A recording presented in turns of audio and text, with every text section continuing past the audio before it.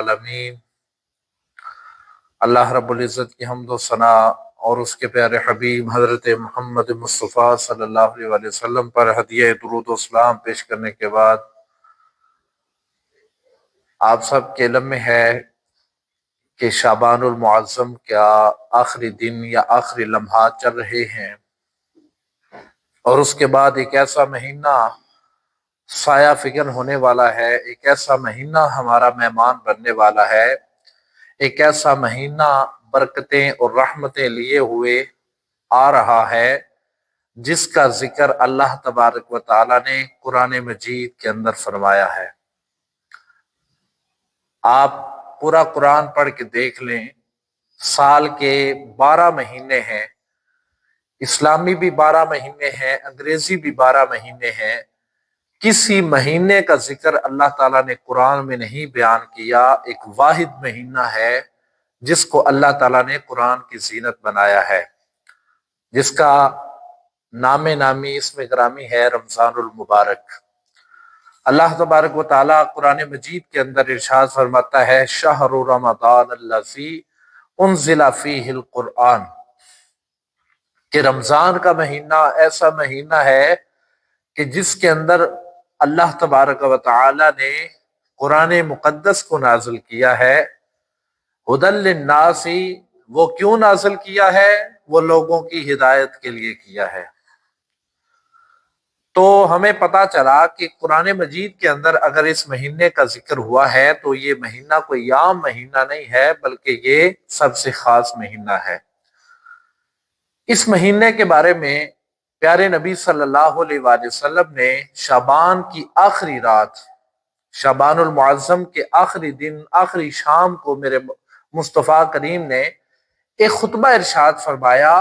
حضرت سلمان فارسی رضی اللہ تعالیٰ عنہ اس کے راوی ہیں کہ میرے آقا صلی اللہ علیہ وسلم نے شعبان کی آخری رات یا آخری شام ہمیں اکٹھا کیا اور روز کی طرح ہمیں ایک خصوصی خطبہ ارشاد فرمایا کہ اے لوگوں، تمہارے اوپر ایک ایسا مہینہ کل سے سایہ فگن ہونے والا ہے کہ جس کے بارے میں اتنی برکتیں نازل ہوئی ہیں، اتنی رحمتیں نازل ہوئی ہیں کہ وہ مہینہ ایسا ہے کہ جس کے اندر ایک رات ایسی ہے کہ جو 1000 مہینوں سے افضل ہے۔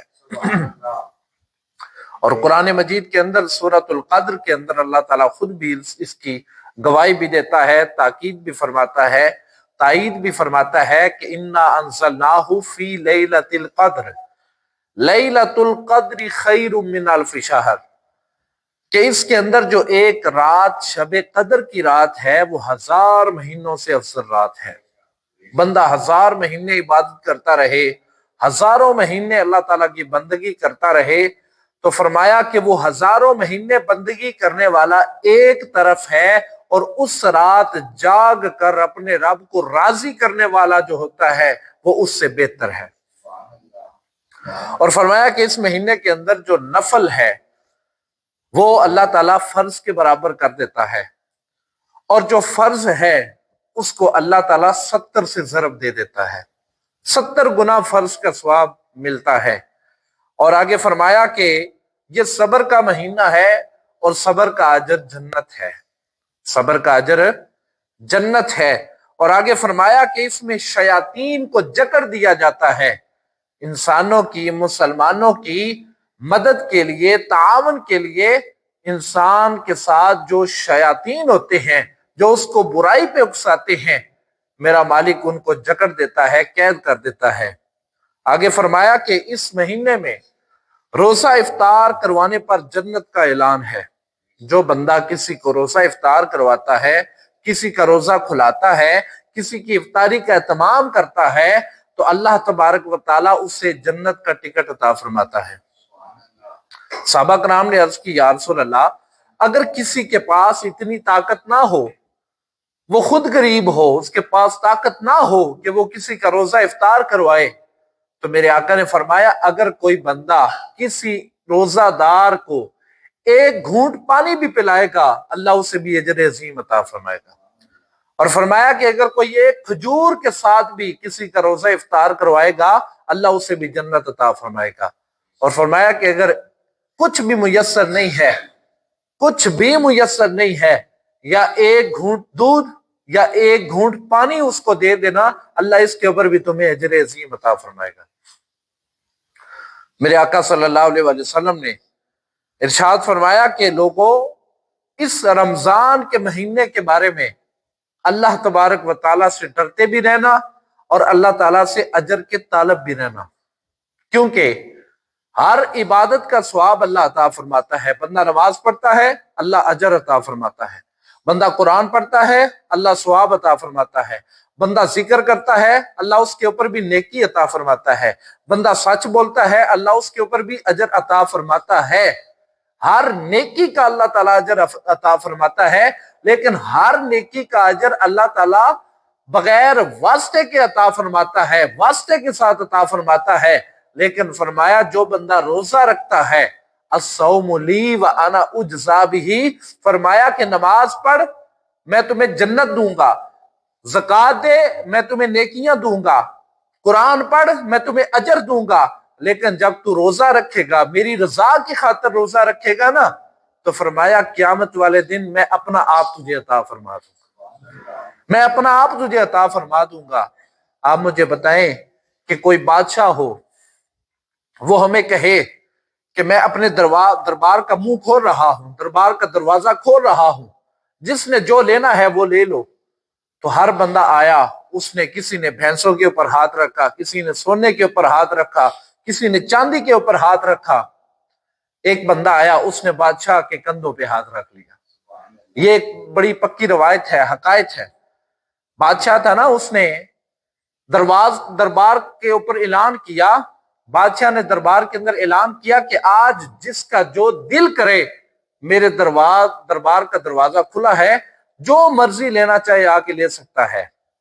کوئی آیا، اس نے سونے کے اوپر ہاتھ رکھا، وہ سونا لے کے چلا گیا۔ کوئی آیا، اس نے چاندی کے اوپر ہاتھ رکھا، اس کو چاندی دے دی گئی۔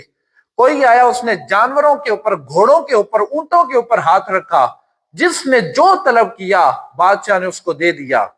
ایک بندہ آیا، اس نے بادشاہ کا جو کندھا ہے اس کے اوپر ہاتھ رکھا۔ بادشاہ نے کہا بھئی دروازہ کھلا ہوا ہے، جاؤ جو مرضی لے لو، خزانہ اوپن ہے، جاؤ جو مرضی لے لو۔ تو وہ کہنے لگا کہ بادشاہ، جس کو آپ مل جائیں گے اس کو پھر کس چیز کی کمی رہے گی؟ تو بادشاہ، میں نے آپ کا انتخاب کیا ہے، میں آپ کو لینا چاہتا ہوں، میں آپ کا بننا چاہتا ہوں، اگر مجھے آپ مل جائیں گے تو یہ ساری نعمتیں جو ہے وہ آٹومیٹک مجھے مل جائیں گی۔ تو اللہ تبارک و تعالیٰ کا بھی یہی معاملہ ہے۔ اللہ فرماتا ہے نماز کا اجر بھی میں دوں گا، نماز کے بدلے جنت دوں گا، زکوٰۃ کے بدلے جنت دوں گا، قرآن کے بدلے جنت دوں گا، لیکن جو بندہ روزہ رکھے گا، ایمان اور احتساب کے ساتھ روزہ رکھے گا، فرمایا اس کو میں یہ نعمتیں تو عطا کروں گا، لیکن اس کو روزے کے بدلے میں اپنا آپ عطا کر دوں گا۔ تو جس کو مالک مل جائے، جس کو کل مختار مل جائے، جس کو مالک کائنات مل جائے، پھر اس کو کسی چیز کی ضرورت نہیں رہتی۔ برادران اسلام، میرے آقا صلی اللہ علیہ وسلم نے ارشاد فرمایا کہ جنت کے 8 دروازے ہیں۔ کتنے دروازے ہیں؟ 8 دروازے ہیں۔ ان میں ایک جو دروازہ ہے اس کا نام ہے باب الریان۔ کیا نام ہے؟ باب الریان۔ فرمایا اس دروازے سے صرف وہ بندہ داخل ہوگا جس نے رمضان کے مہینے کے اندر اللہ کی رضا کی خاطر روزہ رکھا ہوگا، اللہ کی رضا کی خاطر رمضان کے روزے رکھے ہوں گے۔ اور فرمایا کہ روزہ دار کے لیے للصائم فرحتان، فرمایا کہ ہر بندوں کے لیے مختلف خوشیاں ہیں، لیکن روزے دار کے لیے 2 خاص خوشیاں ہیں۔ کون کون سی خوشیاں ہیں؟ میرے آقا نے فرمایا فرحت عند افطارہ، فرمایا پہلی خوشی وہ ہے جو اس کو سارا دن بھوک اور پیاس کاٹنے کے بعد شام کو جب دسترخوان پہ اللہ کی نعمتیں ملتی ہیں اور اوپر سے روزہ افطار کرتا ہے، فرمایا پہلی خوشی تو وہ ہے کہ جب اس کو اللہ تعالیٰ کی نعمتیں عطا ہوتی ہیں۔ جب ہمارا سارا دن ہم روزہ رکھتے ہیں، بھوک اور پیاس کاٹتے ہیں، شام کو جب افطاری کے وقت ہمارے سامنے دسترخوان پہ اللہ تبارک و تعالیٰ کی انواع و اقسام کی نعمتیں ہوتی ہیں، تو کیا اس سے بڑھ کے ہمیں کوئی خوشی ہوتی ہے؟ ہمارا خوشی کے ساتھ جو ہے وہ جذبہ بیدار ہوتا ہے۔ ہم اللہ کا شکر ادا کر رہے ہوتے ہیں کہ یا اللہ سارا دن میں نے تیری خاطر اپنا پیٹ جو ہے وہ خالی رکھا ہے، میں نے اپنی نفسانی خواہشات کو روک کے رکھا ہے، میں نے اپنی جو بھوک ہے اور اپنی جو پیاس ہے اس کے اوپر میں نے جو ہے وہ اپنے نفس کو حاوی نہیں ہونے دیا۔ اب تو نے مجھے نعمتیں عطا کی ہیں، اوپر سے روزہ کھلنے کا ٹائم ہو گیا ہے، تو بندہ بڑا خوش ہوتا ہے کہ اللہ نے مجھے روزہ بھی عطا کیا ہے اور اب میری بھوک کو مٹانے کا اہتمام بھی فرما دیا ہے۔ تو میرے آقا نے فرمایا للصائم فرحتان، کہ روزہ دار کے لیے دو خوشیاں ہیں، فرحت عند افطارہ، فرحت عند افطارہ، فرمایا کہ پہلی خوشی وہ ہے جب افطاری کے وقت اس کو اللہ تعالیٰ نعمت عطا فرماتا ہے، اور دوسری خوشی وفرحت عند لقاء ربہ، دوسری خوشی وہ ہے کہ جب وہ روزے رکھنے کے بعد کل قیامت والے دن اللہ کی بارگاہ میں جائے گا تو میرا مالک خود اس سے ملاقات فرمائے گا۔ پہلی خوشی افطاری کے وقت کھانا کھانے کی، دوسری خوشی جب قیامت والے دن اپنے رب کے ساتھ وہ ملاقات کرے گا۔ اور حضور نبی کریم صلی اللہ علیہ وسلم نے ارشاد فرمایا کہ اس مہینے کا پہلا جو عشرہ ہے، جو پہلے 10 دن ہیں وہ رحمت کے ہیں، اس کے اندر اللہ تعالیٰ کی رحمت برستی ہے، اللہ تعالیٰ کی جو ہے وہ نعمتیں برستی ہیں، اور اس کی دعا بھی ہے رب اغفر وارحم وانت خیر الراحمین۔ جو بندہ بھی رمضان کا روزہ رکھتا ہے تو پہلے عشرے کی دعا ہے، دوسرے عشرے کی بھی دعا ہے، تیسرے عشرے کی بھی دعا ہے۔ فرمایا کہ اس کا جو اول عشرہ ہے وہ رحمت ہے، جو درمیان والا عشرہ ہے وہ مغفرت کا ہے، اور جو آخری عشرہ ہے وہ جہنم سے آزادی کا عشرہ ہے۔ اور میرے آقا صلی اللہ علیہ وسلم نے ارشاد فرمایا کہ اس مہینے کی ہر رات کو، بات بڑی سننے والی ہے، اس مہینے کی ہر رات کو اللہ تعالیٰ 10 لاکھ ایسے انسانوں کی بخشش فرما دیتا ہے جن کے اوپر جہنم واجب ہو چکی ہوتی ہے۔ جن کو جہنم جن کے اوپر واجب ہوتی ہے نا، ان کی پھر بخشش کی کوئی گارنٹی نہیں ہوتی، ان کو بخشنے کا کوئی چانس نہیں ہوتا، ان کو معافی کا کوئی پروانہ جاری نہیں ہوتا۔ لیکن میرے آقا نے فرمایا یہ رمضان اتنی برکتوں والا مہینہ ہے، اتنی رحمتوں والا مہینہ ہے، اتنی لطافتوں والا مہینہ ہے، فرمایا کہ اس کی ہر رات اللہ تعالیٰ 10 لاکھ ایسے انسانوں کو بخش دیتا ہے جن کے اوپر جہنم واجب ہو چکی ہوتی ہے۔ ایک تو وہ لوگ ہوتے ہیں نا جن کو کہا جاتا ہے اگر تم یہ اعمال کرو گے تو تم جہنم میں جاؤ گے، تو ان کو اللہ تعالیٰ معاف فرما بھی دیتا ہے، آخر میں وہ توبہ کر لیتے ہیں، جاتے ہوئے توبہ کر لیتے ہیں، یا مرنے کے بعد ان کا جو پتر ہے، اولاد ہے، ان کے لیے کچھ پڑتی ہے، اللہ ان کے گناہ معاف فرما دیتا ہے۔ لیکن جن کے اوپر جہنم واجب ہوتی ہے ان کے اوپر پھر واجب اس طرح ہوتی ہے کہ انہوں نے جہنم جانا ہی ہوتا ہے۔ لیکن فرمایا واحد رمضان کے اندر روزہ عبادت ہے کہ اللہ تعالیٰ اس کے صدقے 10 لاکھ ایسے انسانوں کی بخشش کرتا ہے جن کے اوپر جہنم واجب ہو چکی ہوتی ہے۔ اور برادران اسلام، میرے آقا صلی اللہ علیہ وآلہ وسلم نے ارشاد فرمایا کہ اس مہینے کا جو احترام کرتا ہے، جو ادب کرتا ہے، جو محبت کرتا ہے، جو اس کے اندر اس کی نوازشات کا احترام کرتا ہے، فرمایا کل قیامت والے دن اللہ تعالیٰ اس کو اپنے عرش کا سایہ عطا فرمائے گا۔ یا روزے تو ویسے بھی رکھنے ہیں، روزے تو ہم بچپن سے رکھتے آ رہے ہیں، لیکن میرے آقا نے فرمایا بہت سے روزے دار ایسے ہیں، یہ بات بڑی سننے والی ہے، بہت سارے روزے دار ایسے ہیں کہ جن کو کھانے پینے سے اپنا پیٹ بچا کے رکھنے کے سوا کچھ حاصل نہیں ہوتا۔ اس کا مطلب پتہ ہے کیا ہے؟ اس کا مطلب یہ ہے کہ میرے آقا نے فرمایا کہ بہت سارے روزے دار ایسے ہوتے ہیں سارا دن بھوکے بھی رہتے ہیں، پیاسے بھی رہتے ہیں، لیکن ان کو روزے کا ثواب کوئی نہیں ہوتا، ان کو اجر حاصل نہیں ہوتا، ان کو روزے کا کوئی فائدہ نہیں ہوتا۔ صحابہ کرام نے پوچھا یا رسول اللہ کیوں؟ سارا دن بندہ بھوکا رہے، سحری کرے، پھر سارا دن بھوکا رہے، پیاسا رہے، شام کو روزہ افطار کرے، پھر بھی وہ اجر سے محروم ہے؟ میرے آقا نے فرمایا ہاں کچھ لوگ ایسے ہیں جو روزے کے باوجود اجر سے محروم رہتے ہیں۔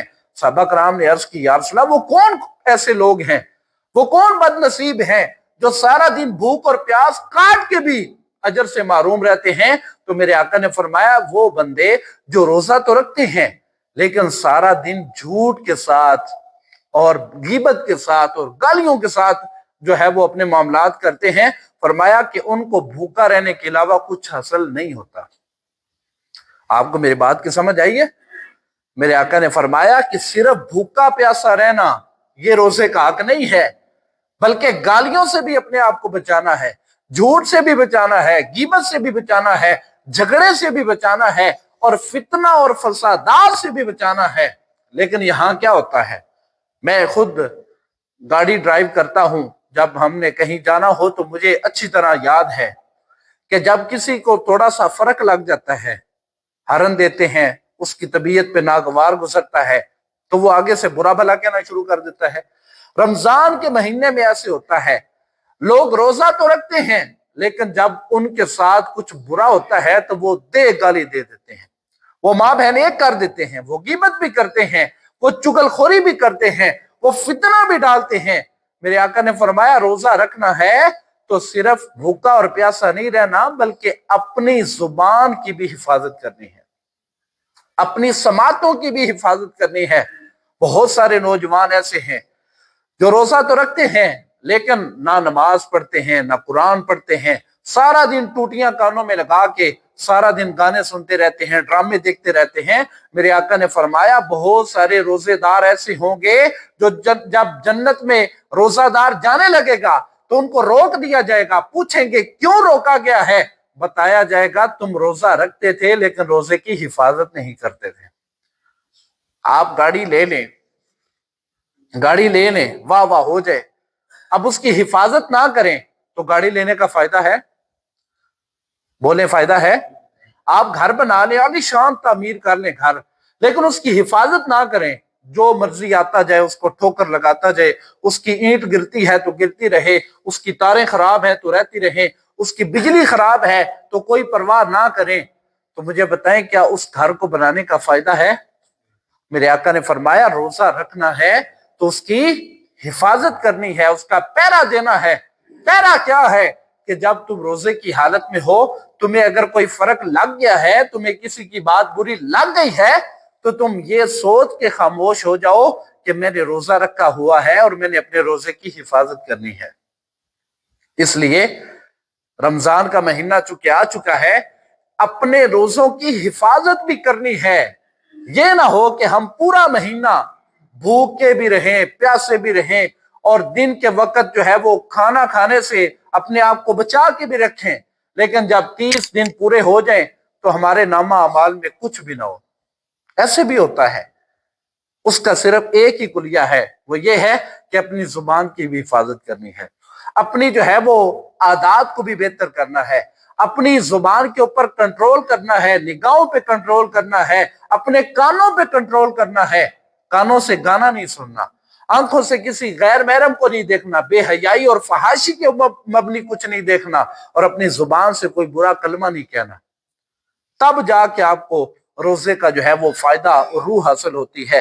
برادران اسلام، میرے آقا نے فرمایا کہ اس میں فرض کا ثواب 70 فرائض کے برابر ہوتا ہے، نفل کا ثواب فرض کے برابر ہوتا ہے۔ اب یہاں کچھ لوگ جو ہیں وہ اس سے صرف نماز مراد لیتے ہیں، اس میں صرف نماز شامل نہیں ہے کہ آپ نے زور کے 4 فرض پڑھے ہیں تو آپ کو 70 گنا فائدہ ملے گا، وہ ملتا ہے، لیکن اس کے علاوہ جتنے بھی فرض ہیں ان کی بھی آپ نے حفاظت کرنی ہے۔ مثلا آپ کے اوپر جو ہے وہ اللہ تعالیٰ کی نیک کاموں کا حکم دینا ہے، وہ بھی آپ کے اوپر لازم ہے۔ وَأْمُرُوا بِالْمَعْرُوفِ، نیکی کا حکم دینا بھی آپ کے اوپر لازم ہے۔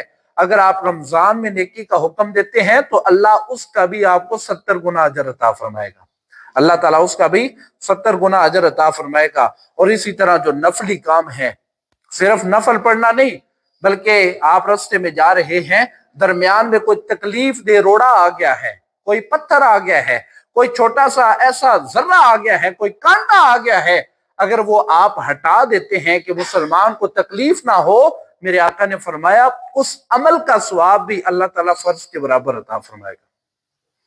یہ ویسے جتنے بڑے میں اجر بتا رہا ہوں اس کے اوپر سبحان اللہ تو اللہ تعالیٰ کا ذکر بنتا ہے، لیکن شاید آپ کو یا سمجھ نہیں آ رہی یا پھر آپ یہ رمضان کا پیکج لینا نہیں چاہتے، اس رمضان کے اندر اللہ تبارک و تعالیٰ بندے کے اوپر 5 انعامات فرماتا ہے. کتنے فرماتا ہے؟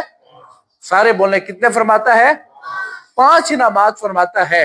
پہلا جو انعام اللہ تعالیٰ فرماتا ہے وہ یہ فرماتا ہے کہ اللہ تعالیٰ اپنی نظر رحمت اول رمضان سے لے کے آخر تک دنیا کی طرف پھیر لیتا ہے.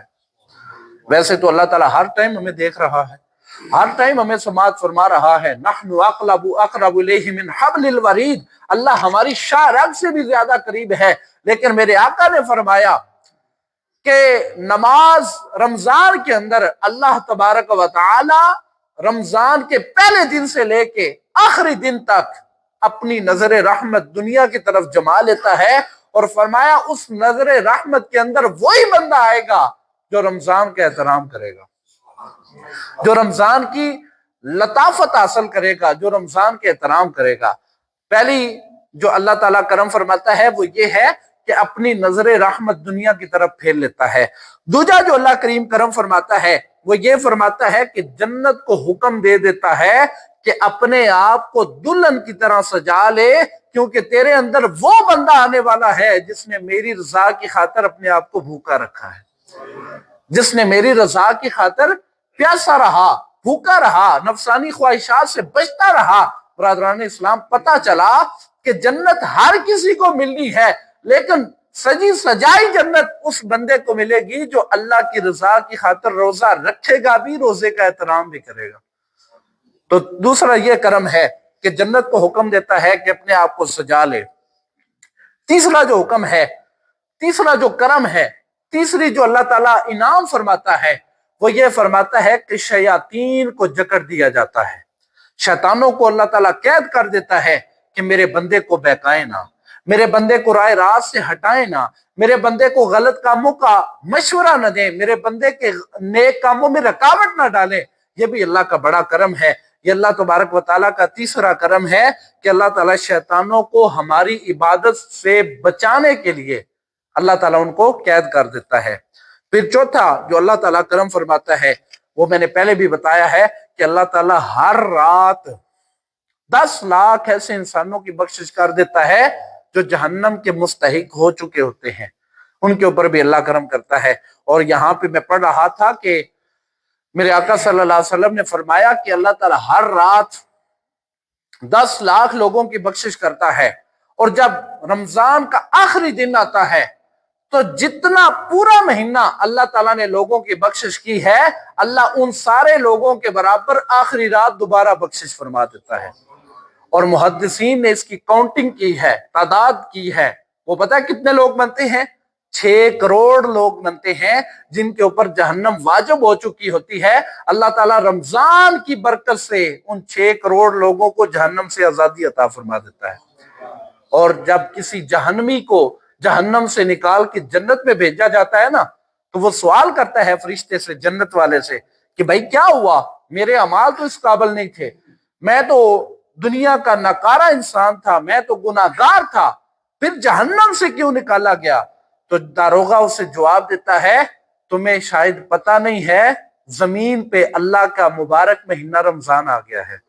رمضان کی یہ برکت ہے کہ اللہ تبارک و تعالی جہنمیوں کو جہنم سے نکال کے جنت بھیجتا ہے. اور جو 5واں اللہ تعالیٰ انعام فرماتا ہے وہ یہ فرماتا ہے کہ روزہ دار کے منہ کی جو بو ہے، جس کو ہم بدبو بھی کہتے ہیں، وہ اللہ تبارک و تعالیٰ کے نزدیک کستوری سے بھی زیادہ محبوب ہوتا ہے. یہ ہم جب ہمارے پاس کوئی روزہ دار بیٹھتا ہے، شام کا وقت ہوتا ہے نا، تو ہمارے منہ سے ایک سمیل آتی ہے، بو آتی ہے. یہ انسانی تقاضا ہے، انسانی فطرت ہے، انسان کی طبیعت ہے کہ اس کا معدہ جب مسلسل خالی رہتا ہے تو وہ تھوڑا تھوڑا جو ہے وہ بو چھوڑتا ہے. میرے آقا نے فرمایا، صحاح ستہ کی روایت ہے، میرے آقا نے فرمایا وہ جو روزہ دار کے منہ کی بو ہے وہ اللہ تبارک و تعالیٰ کو کستوری سے بھی زیادہ محبوب ہوتی ہے. یہ 5 اللہ تعالیٰ کرم فرماتا ہے. اور برادران اسلام، روزے کا احترام، جو لوگ روزہ نہیں رکھتے، کسی وجہ سے نہیں رکھ سکتے، قرآن کے اندر اللہ تعالیٰ فرماتا ہے فَمَنْ كَانَ مِنْكُمْ مَرِيضًا أَوْ عَلَى سَفَرٍ فَعِدَّةٌ مِّنْ أَيَّامٍ أُخَرَ، کہ تم میں سے جو کوئی مریض ہے یا جو کوئی مسافر ہے وہ روزہ نہ رکھے بلکہ فائدہ تمہیں ایام اخر، وہ دوسرے دنوں میں اس کی قضا کر لے۔ قضا لازمی کرنی ہے، معافی نہیں ہے، قضا لازمی کرنی ہے۔ لیکن اللہ تبارک و تعالی یہ بندے کو ایک ریسٹ دیتا ہے کہ اگر تو مریض ہے یا اگر تو جو ہے وہ مسافر ہے تو اپنا روزہ مؤخر کر کے بعد میں بھی رکھ سکتا ہے۔ تو میں بات یہ کر رہا تھا کہ جو لوگ کسی مجبوری کی وجہ سے روزہ نہیں رکھ پاتے ان کے لیے بھی حدیث پاک ہے۔ ایک مجوسی تھا جو آگ کی پوجا کرنے والا تھا، کافر تھا، آگ کو پوجا کرتا تھا۔ تو اس کا ایک بیٹا تھا، اس کا بیٹا بازار میں گیا، وہاں سے کوئی چیز خریدی تو بازار میں اور گلی میں جا کے کھانے لگ گیا۔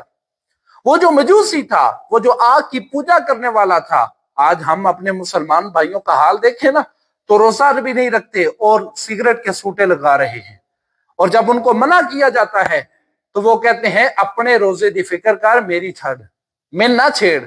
لیکن اللہ کا قرآن اور اللہ کے محبوب کا فرمان کہتا ہے کہ اگر کسی مجبوری کی بنا پہ تم نے روزہ نہیں رکھنا تو پھر اگر تم نے کھانا پینا ہے تو تنہائی میں جا کے کھا، کمرے کے اندر جا کے کھا، تاکہ تیرے اس کھانے کی وجہ سے کسی روزے دار کا جو روزہ ہے وہ خراب نہ ہو۔ تو میں بتا رہا تھا اپنے مسلمان بھائیوں کا یہ حال ہے۔ اور ایک وہ مجوسی ہے جو سرکار دو عالم صلی اللہ علیہ وسلم کے دور میں اپنے بیٹے کو رمضان کے مہینے میں گلی میں کھانا کھاتے ہوئے دیکھتا ہے تو اس کے منہ پہ تھپڑ مارتا ہے۔ یہ کتاب کے اندر موجود ہے۔ جب اس نے تھپڑ مارا تو کسی نے پوچھا تم نے اپنے بیٹے کو کیوں مارا ہے؟ تو اس نے بتایا کہ رمضان کا مہینہ ہے، بے شک ہم مجوسی ہیں، ہم آگ کی پرستش کرنے والے ہیں، لیکن رمضان کے مہینے کے بارے میں نے اپنی کتابوں میں پڑھا ہے، اپنے نبیوں سے سنا ہے کہ رمضان کا مہینہ جب آتا ہے تو اللہ کی رحمتیں لے کے آتا ہے۔ رمضان کا مہینہ جب آتا ہے اللہ تعالیٰ کی برکتیں لے کے آتا ہے۔ تو اس میرے بیٹے نے رمضان کا احترام نہیں کیا، اس لیے میں نے اس کو تھپڑ مارا ہے۔ کچھ دنوں کے بعد جب اس کا وصال ہوا تو لوگوں نے خواب میں دیکھا کہ وہ مجوسی جو آگ کی پوجا کرنے والا ہے، جو مسلمان نہیں ہے، جو ایمان والا نہیں ہے، وہ جنت کی سیر کر رہا ہے، وہ جنت کی سیر کر رہا ہے۔ تو اس کے محلے والے نے خواب میں پوچھا کہ بھائی تو جنت میں کیا کر رہا ہے؟ جنت تو مسلمانوں کی ہے، جنت تو ان کو ملتی ہے جو کلمہ پڑھنے والے ہیں، جو اللہ تبارک و تعالیٰ کی پوجا کرنے والے ہیں، لیکن تمہیں جنت کیسے مل گئی؟ تو وہ کہنے لگا کہ میں نے اللہ کے رمضان کے مہینے کے احترام میں اپنے بیٹے کو سزا دی تھی، اللہ تعالیٰ نے رمضان کے احترام کی وجہ سے میرا بیڑا پار کر دیا ہے۔ تو ساتھ اس نے کہا کہ اتنا میں نے عمل کیا ہے کہ میں نے رمضان کے احترام کرتے ہوئے اپنے بیٹے کو سزا دی ہے، اس پہ اللہ نے مجھے جنت دے دی ہے۔ اگر میں مسلمان ہو کہ رمضان کے روزے رکھتا تو میرا حال کیا ہوتا؟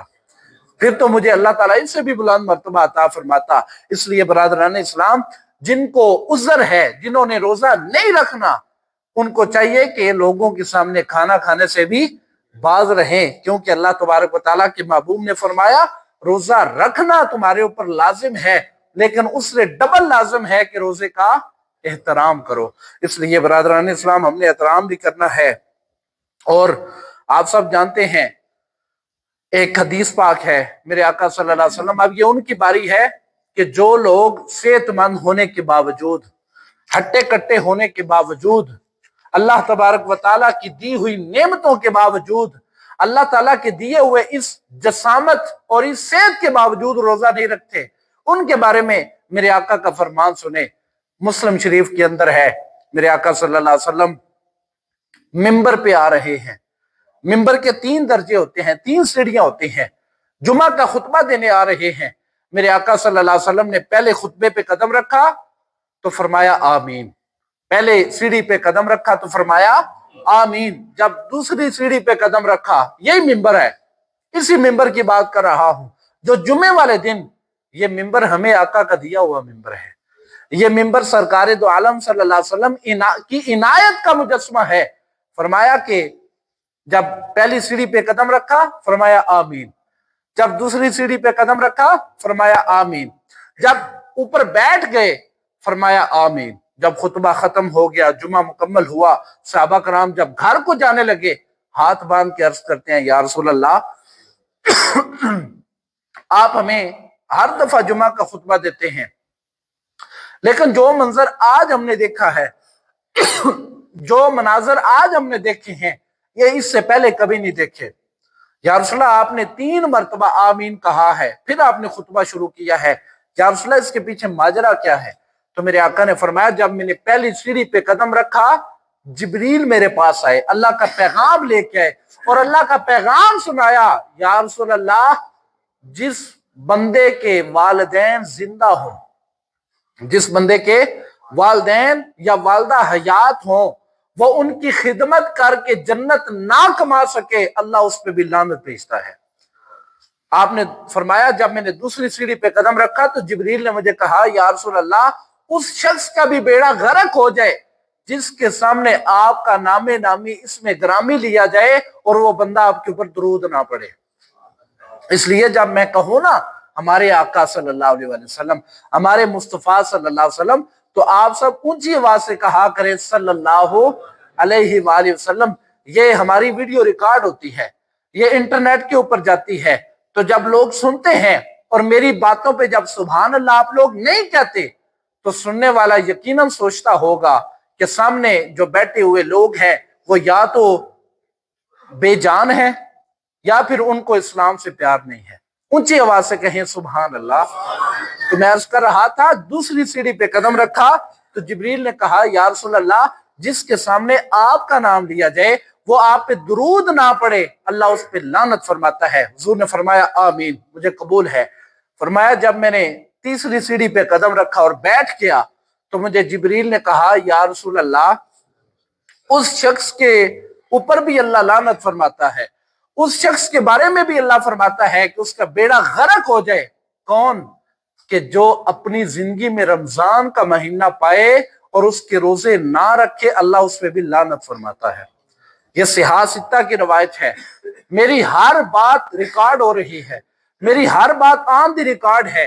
किसी को हवाला चाहिए तो मैं हवाला देने को तैयार हूं। इसलिए बरादरान इस्लाम, हुजूर ने फरमाया, जो अपनी सेहत के बावजूद, जो अपनी तवानाई के बावजूद, जो अपने मुकम्मल जिस्म के बावजूद रमजान के महीने का रोजा नहीं रखता, तो अल्लाह तबारक व ताला उस बंदे के बारे में बहुत जल्द फैसला फरमाएगा। अल्लाह ताला की बारगाह में दुआ है, अल्लाह हमें इसका एहतराम करने की तौफीक अता फरमाए। अब हमने 2 चीजें बयान करनी है।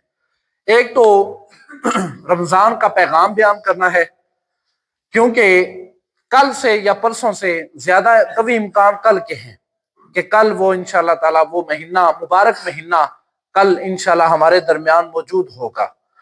उसका पैगाम क्या है? पहला पैगाम ये है कि आपने अभी से ये ऐद करना है कि आपने, वैसे तो सारी जिंदगी के लिए ये हुक्म है, लेकिन खास इस महीने में आपने ये ऐद करना है कि मैंने झूठ नहीं बोलना। झूठ अगर आप बोलेंगे तो आपका रोजा फासद हो सकता है। दूसरा आपने क्या करना है? आपने गाली नहीं देनी। तीसरा पैगाम क्या है? आपने झगड़ा नहीं करना। चौथा जो पैगाम है वो ये है कि आप में से अक्सर लोग ऐसे हैं जो दुकानदार हैं या जो ऑफिस में बैठते हैं। मेरे आका ने फरमाया, जो बंदा अपने मुलाजमीन के ऊपर तखफीफ करता है इस महीने में, तखफीफ का मतलब है अपने मुलाजमों को थोड़ी सी रुखसत देता है। आप अगर पहले उसे 1 घंटा छुट्टी देते हैं दरमियान में, तो 2 घंटे छुट्टी दें। अगर आप उससे आप डबल काम लेते हैं तो आप सिंगल काम लेना शुरू कर दें। मेरे आका ने फरमाया, जो बंदा इस महीने के अंदर अपने मुलाजमों, अपने गुलामों, अपने नौकरों से काम लेने में थोड़ा सा कमी करता है, अल्लाह तबारक व ताला उसका दर्जा बुलंद फरमा देता है।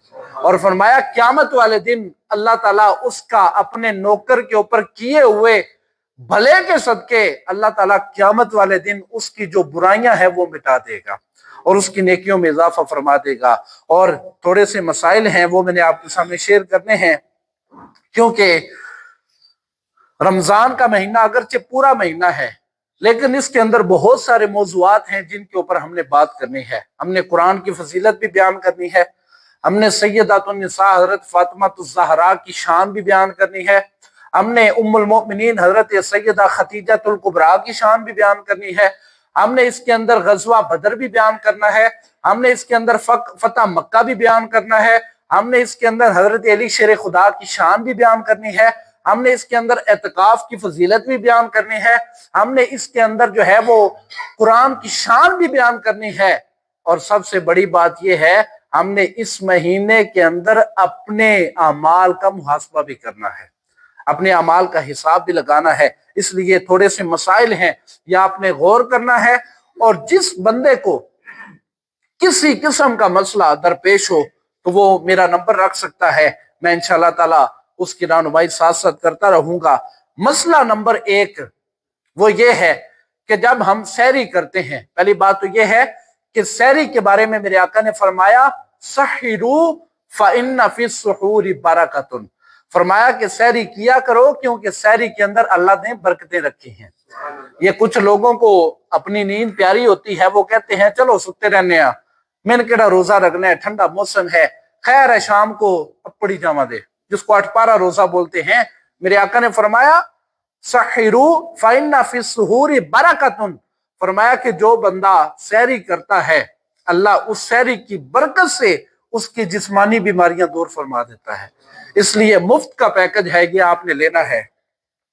तो सहरी के बाद हमने टूथपेस्ट करना होता है, ब्रश लगाना होता है, या मिसवाक करनी होती है। तो इसके अंदर मुझसे जो मसले पूछे गए हैं वो मैं आपके सामने बयान कर रहा हूं। पहला मसला तो ये है कि जब आप टूथपेस्ट करते हैं तो कोशिश करें वो हूटर चलने से पहले पहले टूथपेस्ट कर लें। अगर आपने वो मिस कर दिया है, थोड़ा सा लेट हो गया है, तो फिर आपने कोशिश करनी है मिसवाक करें। अगर मिसवाक मुयस्सर नहीं है, अगर वो ब्रश ही है, कोई हाल नहीं है, तो आपने इस अंदाज से वो ब्रश करना है कि उस पेस्ट का कोई एक जुज भी अंदर ना जाए। ठीक है, बाहर बाहर से आपने दांतों के सामने वो लगाना है, तो इससे रोजा जो है वो नहीं टूटता। मसला नंबर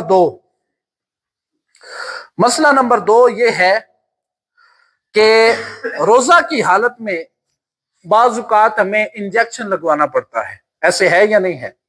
अल्लाह ताला बीमारियों से महफूज फरमाए, लेकिन लगवाना पड़ता है, बामरे मजबूरी लगवाना पड़ता है।